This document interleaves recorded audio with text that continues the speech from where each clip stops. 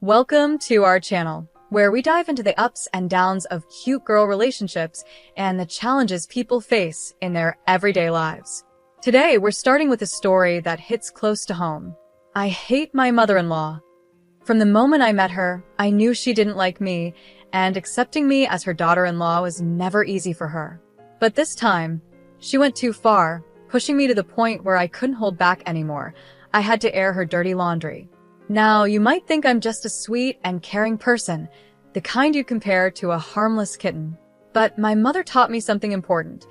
When people are mean for no reason, you need to stand up for yourself, even if it means fighting dirty. And this time, my mother-in-law decided to be the biggest troublemaker in the family, assuming I wouldn't fight back. But she was wrong. My husband works in the film industry as part of the technical staff, which means he travels all over the world for various shoots. One of the perks of his job is that sometimes he invites me or the whole family to join him on these trips, giving us the chance to go sightseeing. This month, we had a trip to New Caledonia planned, a trip that had been on the calendar for a while.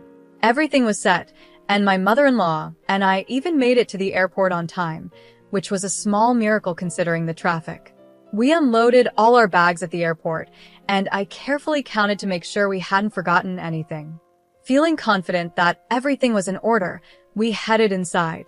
My mother-in-law asked me to drop off our luggage at the baggage counter, so I separated my hand luggage from the checked-in bags and asked her to do the same.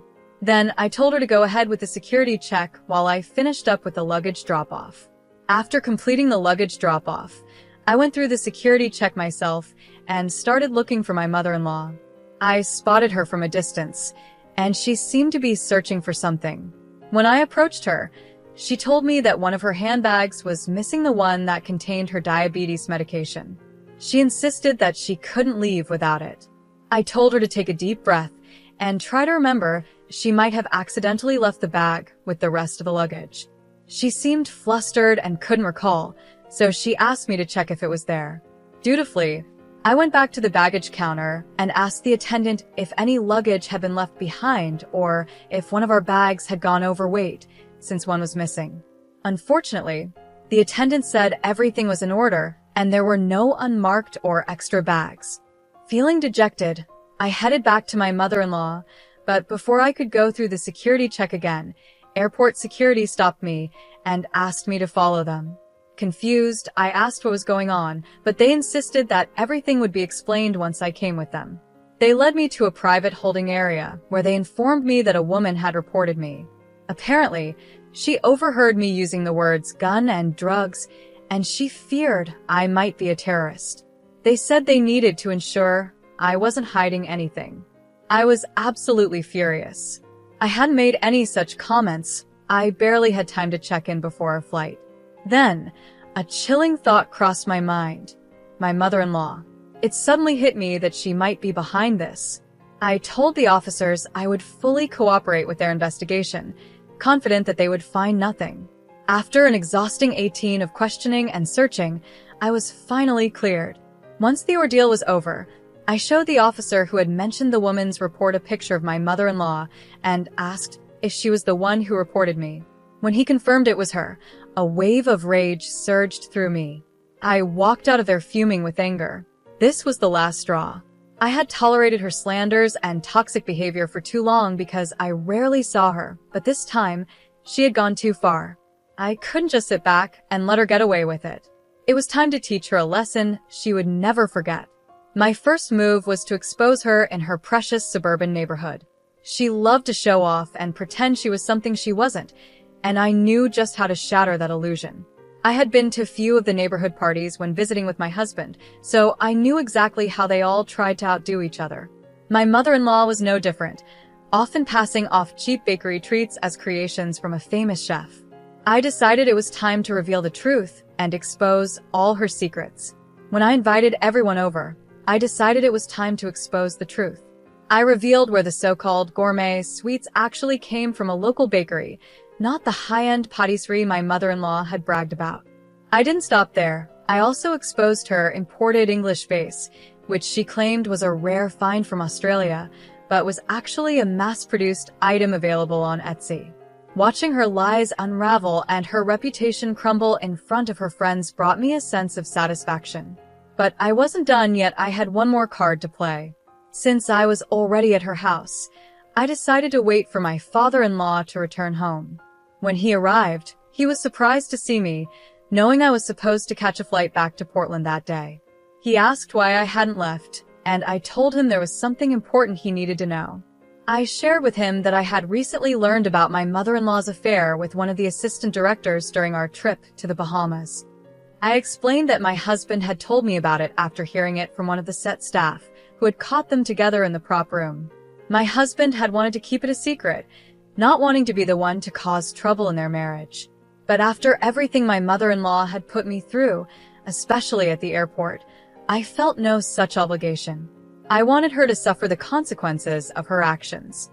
So, I laid everything out in front of my father-in-law, leaving nothing unsaid.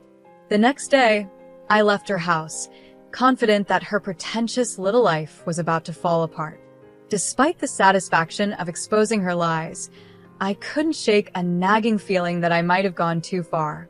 In my anger, I may have hurt my husband by revealing the truth about his mother's affair.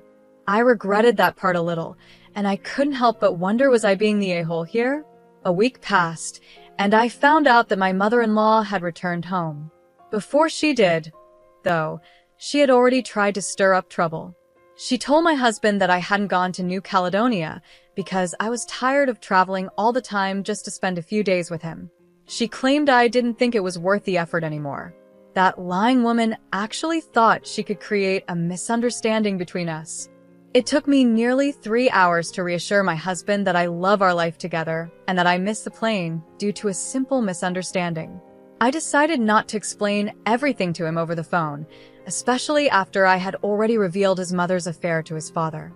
I knew that once she arrived home, she would find the mess waiting for her, and I was eagerly anticipating the call I was sure to receive once she did. Now, I'm just waiting for that moment, and when it happens, I'll be ready to update her on what I've done. I finally got to see her reaction, and let me tell you, I did not expect my mother-in-law to show up at my house unannounced. When she did, I was both surprised and a bit relieved, because it meant I could witness firsthand the fury on her face as she grappled with the chaos that her life had become. The look of sheer anger she gave me when I politely invited her in was all the satisfaction I needed. The moment she stepped inside, she exploded with rage. She screamed at me, calling me all sorts of names, and told me that I had no right to do what I did. She said I was a jerk and that karma would surely come back to bite me. According to her, I should be ashamed of causing strife in the family. She even went as far as to say that I didn't deserve her son, claiming she had known all along that sooner or later I would show my true colors. I could see she was on the verge of slapping me, but somehow, she held herself back. Her outburst reignited all the anger I had been suppressing for so long. I couldn't hold back any longer and told her that she was lucky I only exposed her secrets. If I had really wanted to get back at her, I could have pressed charges for the false accusations she made against me at the airport. After that, I told her to get out of my house. But instead of feeling better, I felt worse. It's been 3 months since that confrontation, and a lot has happened since then. My mother-in-law has been fighting nonstop with my father-in-law ever since I exposed her affair. Initially, I thought it was a one-time thing, but it turns out she was still seeing that person, and she eventually confessed this to my father-in-law. Once he found out, he kicked her out of the house, and she's been living with her sister ever since. 2 weeks, I went to talk to my father-in-law because the guilt was eating me up. I felt responsible for the fights between them, but he assured me I had nothing to feel guilty about. He told me this wasn't the first time something like this had happened, but it was definitely the last. They are now separated, and he has no intention of getting back together with her. I'm left feeling conflicted about everything. They still haven't told my husband about the separation, and they've asked me to keep it a secret until he returns home. My father-in-law wants to be the one to break the news to him in person. I'm just waiting for the right time, but it's hard to know how to feel about all of this. I know my in-laws had been lying to my husband for a while, pretending they had worked things out between them. It made me feel like I was caught in the middle, like an unfaithful wife, even though I never wanted any of this to happen. Finally, my husband came home last week, and 5 days ago, he met with my father-in-law. That's when he found out about his parents' separation. To my surprise, he was pretty understanding about it. But when he learned that I was the one who had triggered this whole mess, he was understandably upset. He asked me why I had done all of this, and I explained everything starting from what happened at the airport to all the things that had happened before then. I apologized to him, telling him that I already felt guilty about my actions. I never intended for things to escalate this far. Thankfully, my husband understood the situation and said that this was bound to come out eventually. We're not completely okay yet, but I'm hopeful that, with time, we'll be fine. Now, looking back, I realized that while my mother-in-law was certainly out of line, my actions were also harsh. I agree with those who think what I did was wrong. By trying to take her down, I ended up hurting my father-in-law and betraying the trust my husband had in me when he confided about the affair. That's not something I'm proud of, and it definitely makes me look like the bad guy in this situation. I have to admit, both my mother-in-law and I acted immaturely, like we were in some kind of middle school drama. Instead of communicating and resolving our issues like adults, we both made choices that led to this entire mess. It's clear that we both share the blame, and honestly, we deserve the fallout that came from it. On a different note, I also wanted to share something else that's been weighing on my mind. I'm a 21-year-old female, and I have a 25-year-old cousin who got engaged about 5 months ago. While preparing for the wedding, my cousin mentioned she wanted to wear a diamond necklace to match her reception gown. My aunt then asked if I could let her borrow the diamond necklace that I inherited from my great-grandmother after her passing. Everyone in my family knows how much that necklace means to me. It's the last thing I have from my great-grandmother, and it's incredibly special. So, I flat out refused and told them that the necklace is very delicate and I didn't want to share it. I even offered to let her use another necklace that I got from my grandfather, but she insisted on having that specific one. I had to be firm and strictly forbade anyone from touching that necklace. As much as I wanted to be accommodating, I couldn't risk something happening to the last piece I have from my great-grandmother. I thought I had made it very clear that the necklace was off limits, but on the day of the reception, I noticed my cousin wearing the exact same necklace. I was furious, but I chose not to make a scene. It was her wedding, after all, and I didn't want to ruin it for her. When I asked my mother about it, she told me that my father had tried to stop my cousin from borrowing the necklace, but she kept pestering him until he finally gave in. Even though I was angry, I couldn't really blame my dad. My cousin can be incredibly persistent and difficult to deal with. After the reception ended and the party started, I quietly took back my necklace and left the venue without saying a word. The next day, after everyone had sobered up, I received a call from my cousin, who was crying and accusing me of stealing her jewelry. Her husband got on the phone and even threatened to press charges. I calmly explained to him that the necklace rightfully belonged to me and that my cousin had borrowed it without my permission. He didn't believe me and called me a liar, insisting that I was the one who had borrowed her jewelry. At that point, my mother, who had been listening to the whole conversation, had had enough and ended the call. Later, some of my relatives criticized me for taking back the necklace without saying anything and even called me an a-hole for not sharing it from the start, claiming that it didn't really belong to me. I might have been seen as an a-hole for not sharing, but I can't understand what I did wrong by reclaiming what was mine. The necklace was always mine, and I didn't think it was wrong to take it back after it was borrowed without my consent. Now, I'm left wondering how to address the situation with my dad. I've never had to confront him before, and I'm unsure how to go about it. Should I ask him to give me the key to the safe where my jewelry is kept, or should I just ask him not to give away my things without asking me first? My dad has apologized, but he's still hesitant about letting me have control over the safe for my jewelry. My aunt eventually called and asked them not to press charges, so now I'm just waiting to see how things turn out. As for me, I'm not sure if I'm in the wrong here.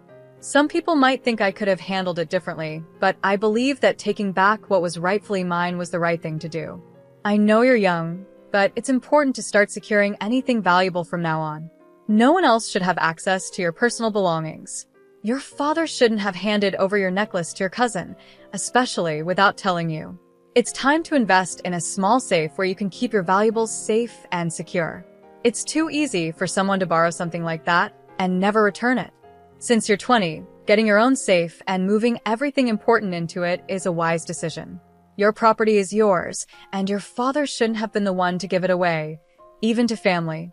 You should also consider asking your father to call your cousin and her husband to make it clear that any attempt to press charges will be met with legal action, such as a cease and desist order. It sounds like your cousin may have been envious of your necklace all along and used her wedding as an excuse to take something she felt more entitled to than you. She's 7 years older, so she might have some feelings about it, but that doesn't justify what she did. Talk to your father, get your things back, and get your own safe. Clearly, he can't be trusted not to give in to pressure and loan out your belongings after you've already said no. On a different note, my sister, who is 24, has been living with me, 26-year-old female, for the past 3 years. I told her she could stay with me as long as she wanted, but she needed to follow my rules. One of the main rules is that she can't have men over. She can invite people in, but they can't stay overnight. I've been pretty lenient, honestly. She's had both male and female friends stay overnight without my permission, and I didn't say anything because I knew her friends and didn't think it was a big deal. But last week, she crossed the line by bringing a stranger into our home without my knowledge. I was home at the time, and she waited until she thought I was fully asleep before letting the man in. She probably thought I wouldn't notice and wouldn't get caught, but this morning I woke up really early and saw an extra pair of shoes that didn't belong to either of us. That's when I realized someone else was in the house. After the stranger left, I confronted my sister and told her that what she did was completely disrespectful and not okay. I warned her that if she ever does it again, she'll have to move out. My mom thinks I'm overreacting and should just let it slide because my sister is young and wants to enjoy her life. I don't want to be the strict, boring sister, but my sister and my mom both know how deeply shaken I was when someone tried to break into my home while I was alone. That experience left me feeling scared and vulnerable, and it's the main reason I'm so cautious about having strangers in my house. It's not just a small rule. It's about feeling safe in my own home. My sister has been living with me for free, and I've been okay with that because she's family. I love her, and I want to help her out. But when she disrespects my boundaries, it crosses a line. I've made it clear that if she does something like this again, I won't hesitate to ask her to leave.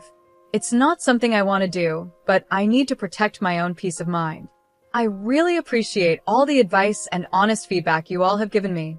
I guess I needed to hear it from others to really understand what I should do. My sister is my only sibling, and because of that, I've always felt a strong responsibility to take care of her. But now I realize that part of caring for her is also giving her some tough love when it's needed. After talking things over, we've decided that it's best for her to move back in with our mom. She does have a job, but she's gotten used to me paying for everything, and I see now that I've been enabling her behavior. This situation has taught me an important lesson. While she'll always be my family, she needs to grow up and learn to take care of herself. It's my house, and that means it's my rules. Sure, my sister is an adult, and she's entitled to have guests over.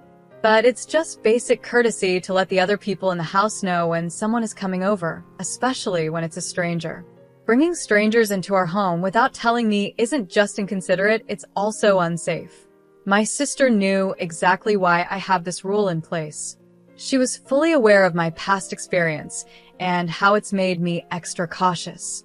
Yet, she still chose to break the rule.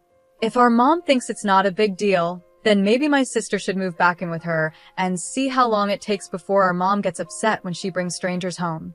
My sister is 24 years old, not 15. I've been more than generous by letting her live with me for free, even when she's broken some very basic rules of common courtesy. I have a very valid reason for not wanting strangers in my home, and if my mom and sister can't understand that, it's on them. I've decided that I need to stand firm. It's my house, and my rules should be respected. If my sister can't follow them, then she'll need to find a new place to live. There's no reason for me to feel bad about this situation. My mom and sister might be trying to make me feel guilty, but I've realized that I can't let them manipulate my feelings. I don't deserve that, and I'm not going to allow it to happen. If my mom really believes that my sister is just young and should be allowed to do whatever she wants, then she can take her in. The truth is, my sister's behavior is putting both of us in danger. We're 3 women living alone, and it's just not smart or safe to bring a strange man into our home, especially without my knowledge. And really, if she wanted to spend time with this guy, why didn't she go to his place? Maybe he doesn't have a place of his own, or maybe he's already living with someone else. Either way, my sister's refusal to take my rules seriously means she needs to find her own place. That way, she can invite people over whenever she wants, and I can have the peace of mind I need. In the end, I love my sister, and I want the best for her. But part of that means helping her understand the importance of respecting other people's boundaries.